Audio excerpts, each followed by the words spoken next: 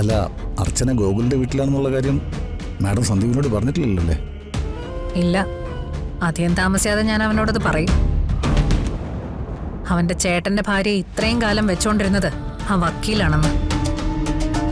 അപ്പോ ഇവൻ പോയി ഗോകുലിനെ കൊല്ലും. സന്ദീപ് ഒറ്റ ബുദ്ധിക്കാരനാണ്, പറഞ്ഞു കൊടുത്താൽ അതുപോലെ ചെയ്യും. തൽക്കാലം സന്ദീപിന്റെ കാര്യം അവിടെ നിൽക്കട്ടെ. ഇത് ഞാൻ നേരിട്ട് തന്നെ തീർത്തോളാം. വിഷം കഴിച്ച് ഗോകുൽ മരിച്ചാൽ അതിന്റെ ഉത്തരവാദിത്തം ഞാൻ സച്ചിയുടെ തലയിൽ കെട്ടിവെക്കും. അതോടുകൂടി ആ രണ്ടുപേരെയും കൊണ്ടുള്ള ശല്യം അവസാനിക്കും. മാഡം ഉദ്ദേശിക്കുന്ന പോലെ കാര്യങ്ങൾ നടന്നു കിട്ടിയാൽ കൊള്ളാം. പക്ഷേ ആ വീട്ടിലൊരു പോലീസുകാരനുണ്ട്, അയാൾ അണ്ടർ എസ്റ്റിമേറ്റ് ചെയ്യരുത്. ചിലപ്പോ അവനെയും കൂടി അന്ന് തീർക്കാനുള്ള അവസരം കിട്ടിയാലോ? മാഡം, ഇത്രയും വലിയ റിസ്ക് എടുക്കണോ?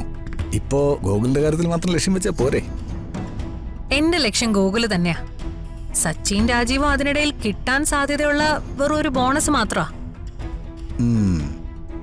വക്കീലേ, ഒരു കാര്യം ഞാൻ ഉറപ്പിച്ചു കഴിഞ്ഞു. ഇനി ഞാൻ പിന്നോട്ടില്ല. അടുത്ത അവധിക്ക് കേസുമായി കോടതിയിൽ എത്തുന്നതിന് മുൻപ് അഡ്വക്കേറ്റ് ഗോകുലിന്റെ ശവടക്കം ഞാൻ നടത്തിയിരിക്കും.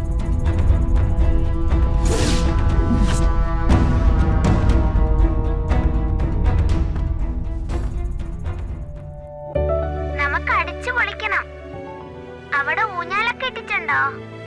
ഊഞ്ഞാലും പൂക്കളും എല്ലാം ഉണ്ട്. പിന്നെ അത് മാത്രമല്ല, നിങ്ങൾക്ക് ഞാൻ ഇവിടെ ഒരു ഉഗ്ര സർപ്രൈസ് ചെയ്തു വെച്ചിട്ടുണ്ട്. എന്ത് സർപ്രൈസ്? അതൊക്കെ നിങ്ങൾ വരുമ്പോ കണ്ടാ മതി. ഞാൻ ഫോൺ വെക്കട്ടെ, നാളെ കാണാം.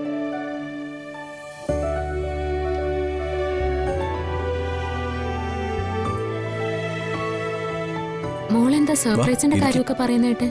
അതൊക്കെയുണ്ട്. അതെന്താന്ന് ഞങ്ങളോടൊന്നും പറഞ്ഞൂടെ? നേരത്തെ പറഞ്ഞ സർപ്രൈസ് പൊളിയത്തില്ലേ അച്ഛാ? ഓ, അത് ശരി. പിന്നെ എന്റെ ഫ്രണ്ട്സ് വരുമ്പോ അവർക്ക് എല്ലാവർക്കും ഓണത്തിന്റെ ഗിഫ്റ്റ് വാങ്ങി കൊടുക്കണം. എന്ത് ഗിഫ്റ്റ് അവർക്ക് വാങ്ങിച്ചു കൊടുക്കേണ്ടത്? ഡ്രസ് വാങ്ങിയാ മതി. അതൊക്കെ അച്ഛനേറ്റു.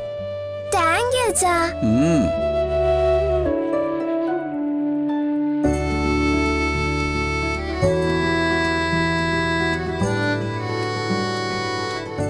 ഗോകുലിന് എന്തെങ്കിലും ടെൻഷൻ ഉണ്ടോ?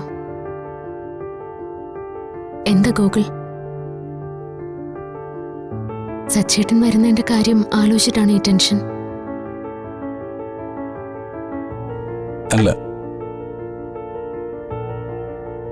എനിക്ക് ടെൻഷൻ എന്റെ മോളെക്കുറിച്ച് ഓർത്ത് മാത്രം. അവളുടെ ജീവിതത്തിലെ എല്ലാ സന്തോഷങ്ങളും ഈ ഓണത്തോടുകൂടി അവസാനിക്കുന്ന എന്റെ ടെൻഷൻ. അതോർക്കുമ്പോ എനിക്ക് സമാധാനമായിട്ടിരിക്കാൻ പറ്റില്ലല്ലോ. ഞാൻ അവളുടെ അച്ഛനല്ലേ.